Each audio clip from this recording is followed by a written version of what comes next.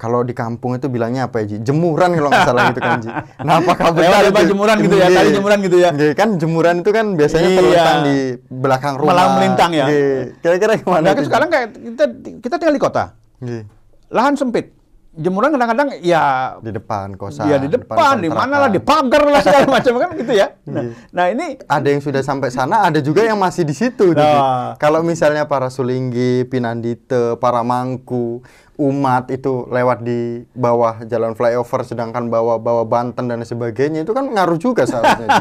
Secara psikis.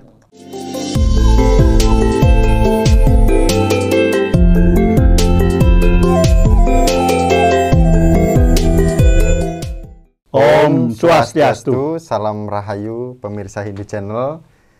Kembali lagi hari ini kita bersama Aji Dewa Suratnaya yang selalu tidak bosan-bosan dalam memberikan edukasi kepada masyarakat tentang ajaran-ajaran Hindu atau yang berada di lingkungan masyarakat. Ya. Aji, hari ini kita membahas tentang angan-angan sebel atau cuntake dalam kehidupan sehari-hari umat Hindu. Nah, ada banyak, Ji, yang sebel dan yang cuntake gitu kan. Tapi kalau kita lihat umat Hindu itu agak sensitif dengan hal-hal yang kotor. Gitu kan. Berada di atas atau nah ini kalau misalnya pandangan Aji, cuntake itu seperti apa dulu nih? Pertama ya, kalau kita bicara cuntake atau sebel, kan ada yang cuntake berat banget. Maha cuntaka, katakan begitu ya. Itu yang sebetulnya terkait dengan perilaku buruk ya. Tetapi kalau kita bicara cuntake atau sebel dalam keseharian, masa sebel itu kan sebetulnya memperlihatkan bahwa ini hal yang sangat ringan. Tadi tetap secara psikis berpengaruh.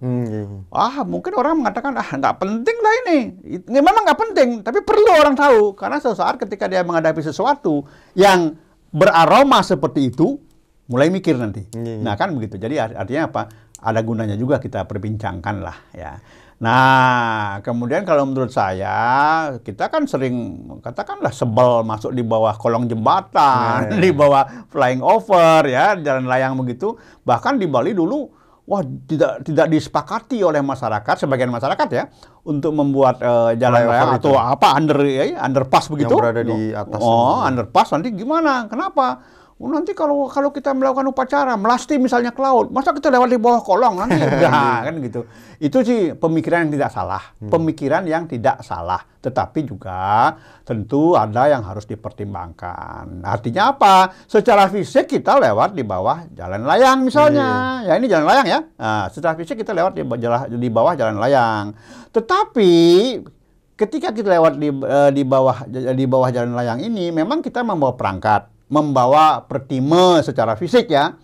Tetapi energi atau beliaunya yang kita sebut dengan ide betara yang kita usung menuju ke laut misalnya dalam acara melasti, tentu beliau juga tidak akan seperti kita mesti lewat di bawah kolong ya, di bawah flying over. Beliau tentu mungkin sudah duluan sampai di sana ya, karena beliau meraga angin istilahnya ya. Beliau yang kita muliakan ini memang meraga angin. Dan tidak ada hal-hal yang bersifat fisik yang sebetulnya bisa menghambat beliau. Tapi kan disebutkan juga tuh, Ji, Tuhan berada di mana-mana. Berarti kan bisa jadi ada yang sudah sampai sana, ada juga yang masih di situ. Kalau misalnya para Sulinggi, Pinandite, para Mangku, umat itu lewat di bawah jalan flyover, sedangkan bawah Banten dan sebagainya, itu kan ngaruh juga seharusnya. Secara psikis sebagai manusia tentu ada pengaruh.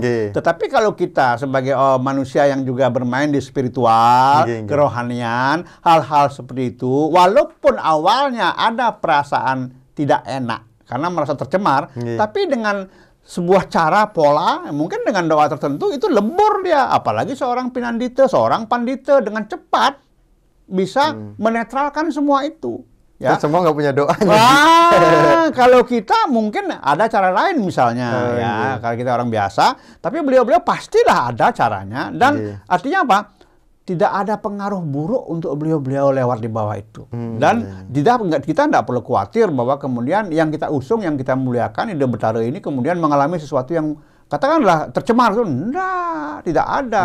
Jadi kalau menurut saya tidak ada yang perlu dikhawatirkan bagi seorang pinandita maupun seorang pandita yang misalnya beliau itu harus melewati jalan underpass ya di bawah kolong jembatan ya atau flying over, nggak ada masalah sebetulnya. Ini jalan layang loh ya.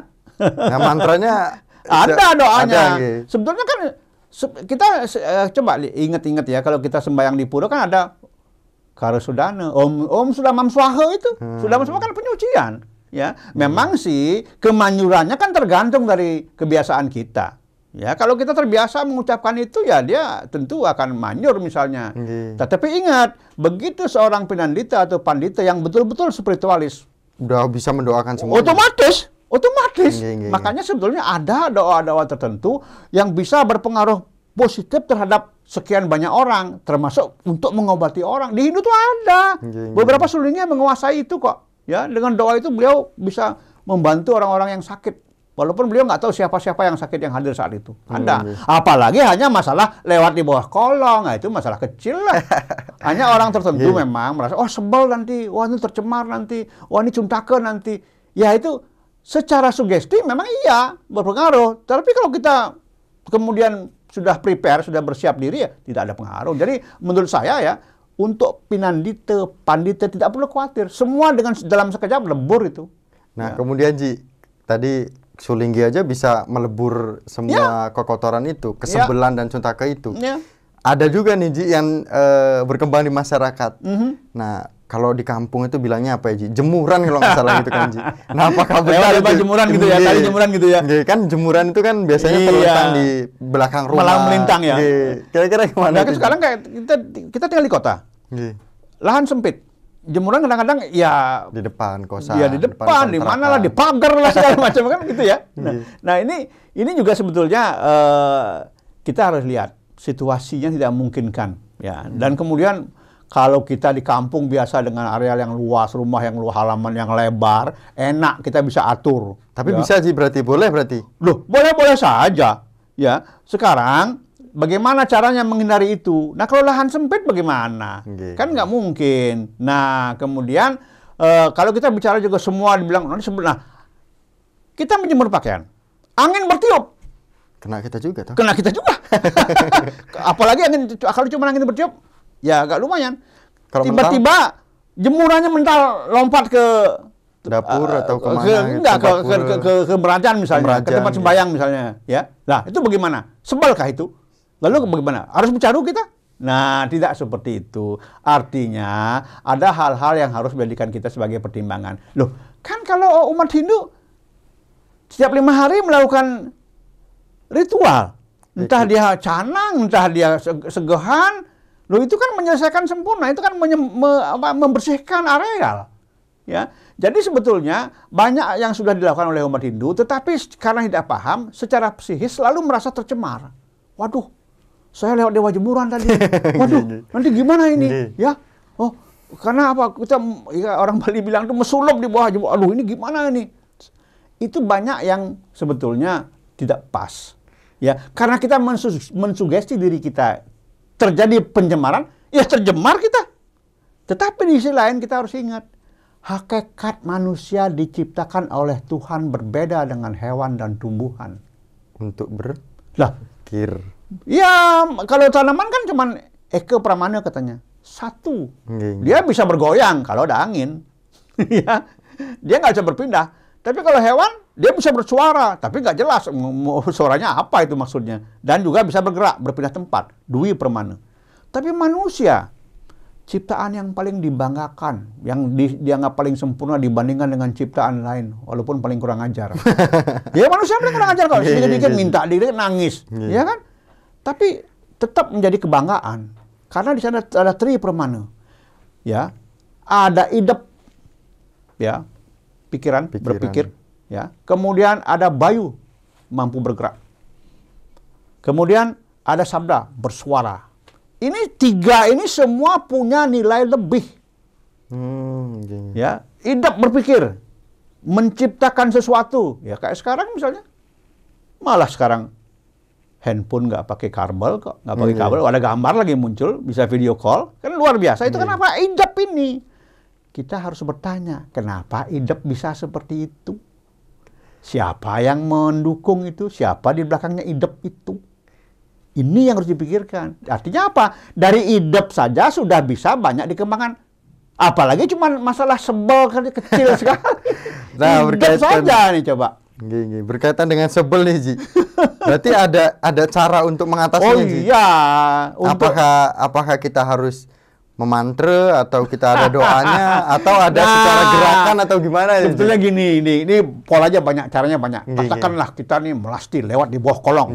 Lah di pura, ada pura malah di atasnya tempat ganti pakaian, kalau kita lewat di bawahnya mau ke pura, ya. Lah, caranya gimana? Kalau mau memberikan sugesti untuk umat-umat yang awam banget, begitu lewat underpass, lewat jalan layang, sudah persiapan tirta prasita selesai. Normal lagi. Itu kalau kita misalnya pas waktu mau berangkat? Enggak dong, setelah melewati. Oh, setelah melewati. Iya. Sudah selesai. Itu memberikan sugesti yang luar biasa itu. Ya. Tetapi kalau umat-umat yang menyadari, dia cukup dengan Om sudah mamswaha saja. Selesai dia. Jangan bicarakan panitia atau pimpinan itu. Mereka punya cara yang lebih hebat, cara lebih cepat, lebih mudah. Ya. Mungkin beliau tidak perlu harus dengan menggunakan doa yang panjang gitu, cukup mengucapkan satu kata aja selesai urusannya, kan gitu. Nah ini yang penting ini kan umat awam, karena umat awam kita ini sering sekali mensugesti dirinya bahwa mereka itu sebel, padahal sebetulnya tidak, sehingga kita juga memberikan sugesti kepada mereka dengan prascita itu, misalnya, ya. Nah kemudian kalau individual bagaimana? Kalau lewat bawah itu. Nah kita ada bawah gitu, waduh gimana ya orang di gang. Kita tinggal di nunggu kering kayaknya sih. Bukan nunggu kering. Nah, itu kali masih melintang. Mau nggak mau, waduh gimana nih? Bahkan ada pura misalnya di bawahnya pura sebelahnya apartemen. Nah di apartemen itu di pintu-pintu jendela-jendela apartemen itu bergelantungan itu. Jemuran semua. Jemuran semua itu bagaimana? Ya kan? Tapi nyatanya kan puranya oke-oke aja, nggak ada masalah. Nggak ada masalah. Artinya apa?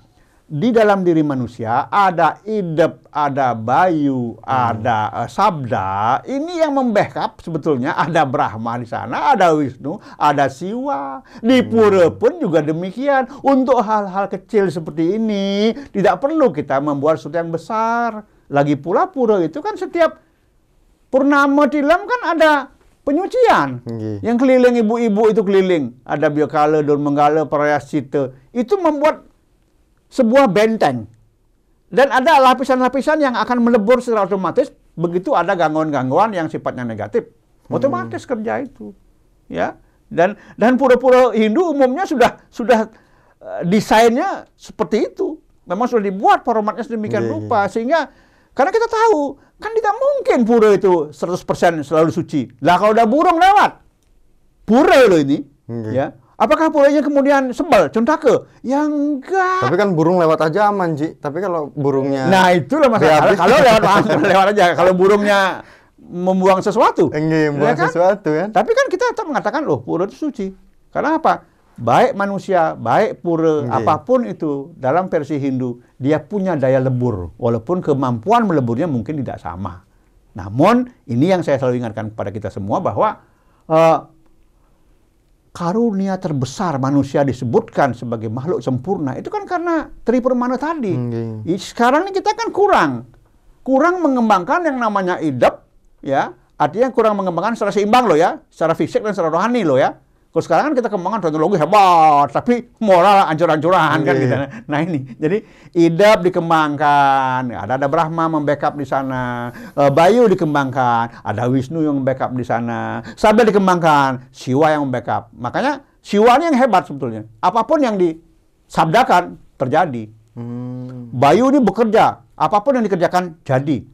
Brahma, idep ini bekerja. Berpikir, muncul hal-hal yang baru yang bermanfaat. Seringkali namun manusia memanfaatkan menjadi sesuatu yang tidak baik. Kan itu. Ini aja kembangkan, udah selesai. Iya. Tapi kalau kita udah ngomongin sebel cuntake, kayaknya apa ya? Ya berarti kan itu kotor, Ji. Nah terus kata sebel sama cuntake ini awal mulanya dari mana, Ji? Apa memang dari manusianya atau memang dari Hindu memang sudah ada? Sebetulnya kan, gitu. Saya di dalam beberapa mantram di Weda ya, jarang membaca kata sebel cuntake itu. Itu Cuntake sebel itu lebih banyak di sastra-sastra lokal. Ya. Seperti sastra apa? Iya, seperti apa namanya, Sarsa Musaya misalnya, atau Nibanda yang lain, itu lontar-lontar. Jadi apa? Mereka membuat kata-kata ini berdasarkan temuan-temuan lokal ataupun kesepakatan lokal. Siapa? Ini muncul dari kaum Bairawa sebetulnya. Kaum Bairawa lah yang mengatakan, oh ini sebel, ini enggak, ini sebel, ini enggak. Bairawa yang mengawali sebetulnya. Istilah Cuntake. Sampai ke masyarakat baik itu Jawa, Bali dan lain sebagainya. Semuanya. Ini kan merembet terus dia. Ini Bairawa yang membuat. Tapi juga Bairawa tidak sembarangan mengatakan sebel dan tidak ini. Tentu berdasarkan juga apa yang mereka alami dalam kehidupan ini. Jadi memang ada bagusnya, ya, ada bagusnya. Nah, gitu. Sekarang Ji, kesimpulannya seperti apa Ji? Jadi kalau di kampung punya lahan banyak seperti apa? Kalau misalnya di kota yang lahannya sempit, yang tempatnya sempit, gimana juga nih? Nah, kalau di kampung kita punya lahan yang cukup luas, jemuran janganlah dekat tempat sembahyang, ya. Jangan dilewatin juga. Ya, kemudian ya tentu kita bikin jemuran di pinggir lah. Tidak, kita harus lewat, jangan sampai kita lewat di bawahnya. Ini pemikiran sederhana ya. Nah, pemikiran orang kampung ini ya. Kemudian kalau di kota ya kita nggak bisa menghindar. Pasti suatu saat kita akan melewati, walaupun tidak lewat di bawahnya, pasti kita akan melewati. Maka kalau kita masih ragu, gunakan cara yang saya katakan tadi. Tangan kiri menutup ubun-ubun, tangan kanan menutup pusat. Kenapa? Karena dua organ inilah yang lemah, yang mudah dicemari. Sementara yang lain tidak gampang dicemari. Itu. Semua Ji. Sama-sama. Ini apa namanya? Pembicaraannya singkat, padat dan jelas, kesimpulannya pun jelas. Jadi tapi ini untuk orang-orang ya, orang-orang seperti kita lah. Orang-orang yang umum lah, dasar itu kan. Nah, kalau pandito lain ceritanya lah. Nah, jadi pemirsa Hindu Channel, solusinya sudah ada dari Hindu Channel. Maksudnya yang disampaikan pada hari ini berkaitan dengan kesebelan kita atau bayangan kita terkait dengan keraguan kita atau kebimbangan kita untuk benar nggak sih seperti ini, ataupun boleh tidak melewati jemuran, boleh tidak melewati flyover. Ternyata kalau kita melewati flyover bersama umat-umat, bersama para sulinggi kita sudah mengetahui itu semua dan caranya sudah tahu untuk memberikan supaya bersih. Nah, kalau untuk di kampung, tentu saja kalau tempatnya lahannya luas, ya gunakan hal-hal yang supaya tidak bisa tidak dilewati oleh umat, oleh kita sendiri, pemilik rumah, kemudian tidak dekat dengan tempat suci.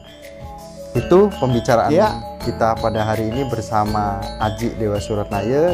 Kami akhiri dengan Paramasanti. Om Santi Santi Santi Om.